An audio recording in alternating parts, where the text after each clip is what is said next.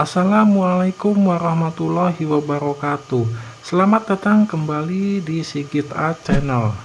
Pada video kali ini kita akan membahas cara menyambung kabel earphone atau headset yang bisa kita gunakan untuk mendengarkan audio dari HP kita atau ponsel kita. Headset ini biasa kita gunakan untuk mendengarkan audio dari HP kita. Tetapi bayangkan, jika tidak sengaja kita merusak headset ini, atau bahkan memutuskan kabel headset ini. Lalu apa yang kita lakukan? Yang harus kita lakukan adalah memperbaikinya apabila kita tidak ingin membelinya kembali. Nah, kabel ini telah putus, lalu bagaimana kita memperbaiki kabel ini? Caranya mudah sekali, kita hanya dapat menyambung kabel ini kembali.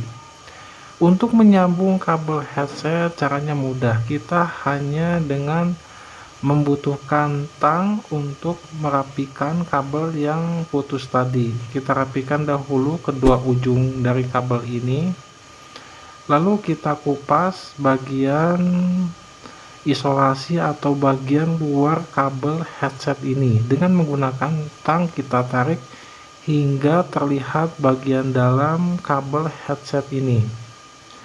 Kita tarik bagian isolasinya atau bagian luarnya dengan menggunakan tang.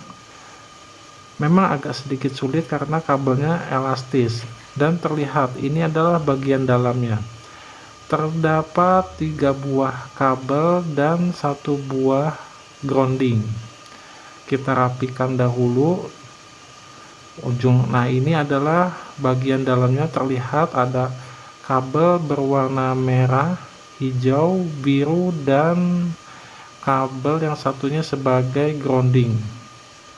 Untuk fungsi warna dari setiap kabel ini setelah saya jelaskan pada video sebelumnya, dimana mungkin setiap merek dari kabel headset ini memiliki warna dan fungsi yang berbeda.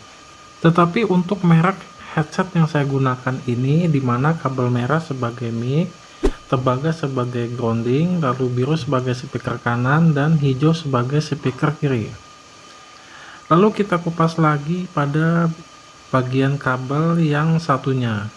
Sama dengan menggunakan tang, kita kupas bagian kulit atau isolasi luarnya, dan terlihat 4 buah kabel dengan warna yang sama seperti kabel yang pertama kita kupas tadi.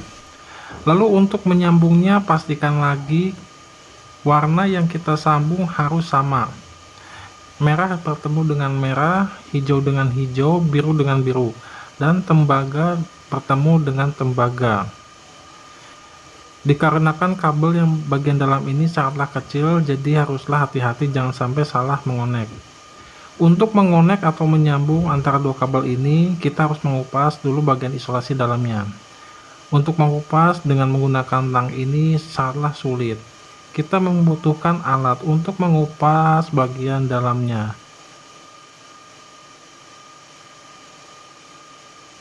Dengan hanya menggunakan sebuah korek api, kita kupas dengan cara membakarnya. Nah, setelah bagian isolasi dalamnya terbakar, maka terlihat bagian tembaganya sangatlah tipis. Jika menggunakan tang, ini pasti akan terpotong atau akan rusak.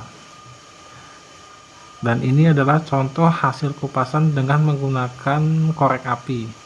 Sangatlah mudah, dan bagian tembaganya pun tidak rusak, sehingga ketika penyambungan nanti akan dapat dengan mudah disambung dengan sempurna. Kita bakar lagi pada bagian isolasi dalamnya, dan terlihat ini bagian tembaganya. Lalu kita kupas semua dengan cara membakar setiap isolasi atau pembungkus kabel yang bagian dalam ini. Kita bakar semua, dan terlihat bagian tembaga yang sangat tipis dan kecil. Dan tembaga yang tidak memiliki pembungkus ini adalah bagian grounding, jadi tidak perlu kita bakar. Selanjutnya untuk kabel yang satunya sama, kita kupas dengan cara membakarnya. Kita bakar dengan hati-hati, jangan sampai terbakar semuanya, cukup sedikit saja. kita bakar pada bagian ujungnya sekitar 1 sampai 1,5 cm. Kita bakar semuanya hingga terkelupas. Setelah semua kabel bagian dalamnya kita kupas, bagian pembungkus, kita tinggal menyambung satu persatu. Sebelum menyambung harus dipastikan lagi warnanya harus sama. Karena kabel ini sangatlah kecil sehingga kita sulit sekali untuk membedakan warna, apalagi warna hijau dan biru. Jadi untuk ingin lebih jelasnya, kita dapat menggunakan kaca pembesar atau dengan penerangan yang cukup. Kita sambung boleh dari kabel yang warna apa saja. Jika saya ini menyambung mulai dari warna yang biru, kita sambung. Bisa menggunakan metode pigtail atau metode penyambungan yang lainnya, bebas, karena ini adalah kabel yang sangat kecil, jadi kita bisa menggunakan metode apa saja. Kita puntir hingga betul-betul merekat. Setelah kita puntir kabelnya dan kita pastikan kabel antara tembaga sudah merekat dengan kuat, agar lebih kuat lagi kita solder saja dengan menggunakan solder, tapi perhatikan panasnya jangan sampai terlalu panas karena kabelnya bisa rusak. Kita solder saja pada bagian yang kita puntir tadi dengan sedikit saja timahnya agar tidak terlalu banyak. Apabila terlalu banyak nanti akan terlihat tidak baik. Kita solder pada bagian yang kita puntir tadi dengan menggunakan solder. Setelah kita pastikan sudah terlapisi dengan timah pada bagian yang kita puntir tadi, dapat dilakukan pengisolasian. Kebetulan saya hanya memiliki isolasi jenis ini, jadi mungkin agak terlalu besar. Apabila Anda memiliki isolasi jenis isolasi bakar yang akan merekat apabila diberi panas, bisa menggunakan solder atau korek api akan lebih baik lagi karena akan merekat lebih kuat. Dan kekurangan menggunakan isolasi jenis ini adalah kabelnya akan terlihat lebih besar karena isolasinya memang bukan untuk jenis kabel seperti ini. Setelah satu kabel kita connect, selanjutnya kita connect kabel yang lainnya. Sama seperti tadi kita puntir. Bisa menggunakan metode apa saja. Setelah kedua tembaganya merekat, dapat kita solder. Dan harus dipastikan lagi jangan terlalu banyak menggunakan tinol atau timah. Cukup melapisi bagian tembaga yang kita puntir tadi. Dan sudah dipastikan hasil sambungannya pun akan menjadi kuat. Sama kita dapat tambahkan isolasi agar tidak terjadi short antar kabel. Kita isolasi cukup sedikit saja, jangan terlalu banyak, dan kita isolasi. Setelah itu kita kabel yang ketiga kita puntir ujung tembaganya hingga kuat, lalu kita solder. Sama langkahnya seperti tadi. Setelah puntiran merekat kuat, disolder dengan timah yang hanya melapisi bagian puntirannya saja. Jadi jangan terlalu banyak dan jangan sampai terlalu panas. Perhatikan, karena ini adalah kabel yang sangat tipis.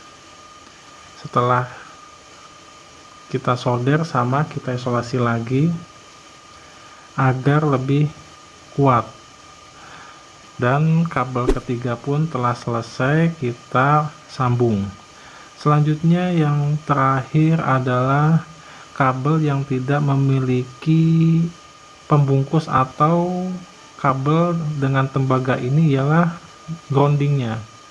Kita sambung dengan menggunakan metode puntiran yang kita sukai saja, bisa menggunakan pigtail atau metode puntiran yang lainnya.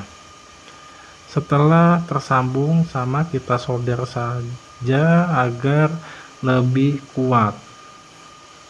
Kita solder pada bagian yang dipuntir tadi, cukup menggunakan timah atau tinol sedikit saja, dan kabel pun telah tersambung.